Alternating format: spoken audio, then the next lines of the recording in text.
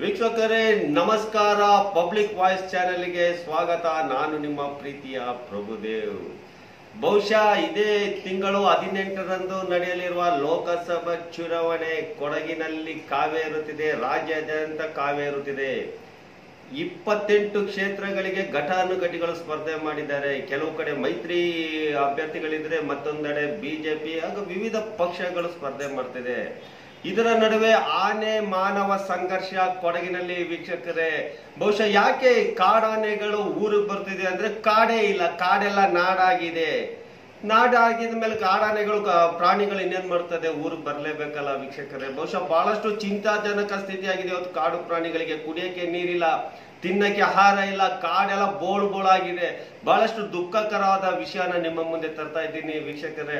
ಇವತ್ತು ಕಾಡಾನೆಗಳು ಬಹುಶಃ ಕುಡಿಯಕ್ಕೆ ನೀರಿಲ್ಲದೆ ಏನು ತೋಟಗಳಲ್ಲಿ ಇರುವಂತ ಚಿಕ್ಕ ಹೊಂಡಗಳಿಗೆ ಬಂದು ಕೆಸರಿನ ಗುಂಡಿಯಲ್ಲಿ ಬಿದ್ದು ಪ್ರಾಣವನ್ನು ಕೂಡ ಕಳೆದುಕೊಂಡಂತ ನಿರ್ದೇಶನಗಳಿದೆ. ಅದೇ ರೀತಿ ಇವತ್ತೇನು ನಿನ್ನೆ ನಡೆದಂತ ಬಾಣವರ ಮೀಸಲು ಅರಣ್ಯದಲ್ಲಿ, ಅಭಯಾರಣ್ಯದಲ್ಲಿ ಕಾಡಾನೆ, ಗಂಡು ಕಾಡಾನೆಗೆ ಕಾಲಿಗೆ ಬಹಳಷ್ಟು ಪೆಟ್ಟಾಗಿ ಅಂದ್ರೆ ನಡೆದಾಡದಂತ ಸ್ಥಿತಿಯಲ್ಲಿ ಇದ್ದಂತ ಸಂದರ್ಭದಲ್ಲಿ ಏನು ನಮ್ಮ ಅರಣ್ಯ ಇಲಾಖೆಯವರು ಕಾರ್ಯಾಚರಣೆ ಮಾಡಿ ಅದನ್ನ ಬಂಧನದಲ್ಲಿ ಇರಿಸಿ ಸೂಕ್ತ ಚಿಕಿತ್ಸೆ ಕೂಡ ಕೊಡ್ತಾ ಇದ್ದಾರೆ. ಬಹಳಷ್ಟು ಕೊಡಗಿನಲ್ಲಿ ಇತ್ತೀಚೆಗೆ ಕಾಡು ಪ್ರಾಣಿಗಳ ಹತ್ಯೆ ನಡೀತಾ ಇದೆ. ಎಲ್ಲೋ ಒಂದ್ ಕಡೆ ಏನು ಕಾಡಂದಿಗೆ ಉರುಳಾಕಿದಂತ ಸಂದರ್ಭದಲ್ಲಿ ಚಿರತೆ ಕೂಡ ಪ್ರಾಣ ಕಳೆದುಕೊಂಡಂತ ನಾವು ಕೊಡಗಿನಲ್ಲಿ ನೋಡ್ತಾ ಇದೀವಿ. ಯಾವ ಉದ್ದೇಶದಿಂದ ಕಾಡು ಪ್ರಾಣಿಗಳ ಸಂತತಿ ನಾಶ ಆಗ್ತಿದೆ ಅಂತ ಗೊತ್ತಾಗ್ತಿಲ್ಲ.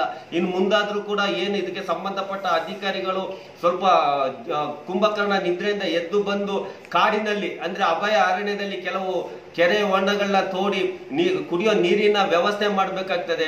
ಅದೇ ರೀತಿ ಹಣ್ಣು ಹಂಪಲಿನ ಗಿಡಗಳು ನೆಡ್ಬೇಕಾಗ್ತದೆ. ನೀವು ಬೀಟಿ ಒನ್ನೆ ತ್ಯಾಗ ನೆಟ್ರೆ ಏನ್ ಪ್ರಯೋಜನ? ಏನಿಲ್ಲ, ನಿಮಗೆ ಲಾಭ ಆಗ್ತದೆ.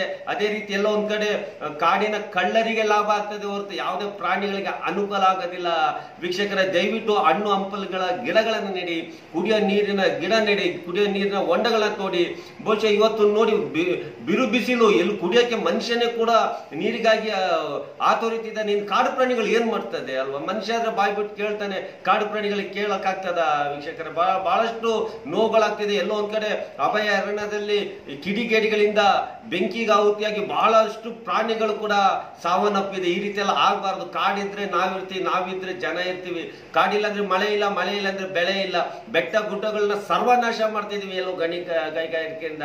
ಇದೆಲ್ಲ ನಡಿಬಾರ್ದು. ಮುಂದಿನ ಸಂತತಿಗೆ ನಾವೇನೋ ಉಳಿಸ್ಬೇಕಂದ್ರೆ ಕಾಡನ್ನು ಉಳಿಸ್ಬೇಕು, ಜಲ ನೆಲ ಪ್ರೀತಿ ಮಾಡ್ಬೇಕಾಗ್ತದೆ. ನಿಮ್ಗಾಗಿ ಕೆಲವು ಆನೆಗಳ ದೃಶ್ಯಗಳನ್ನ ತೋರಿಸ್ತಾ ಇದ್ದೀನಿ. ನಮಸ್ತೆ ವೀಕ್ಷಕರೇ.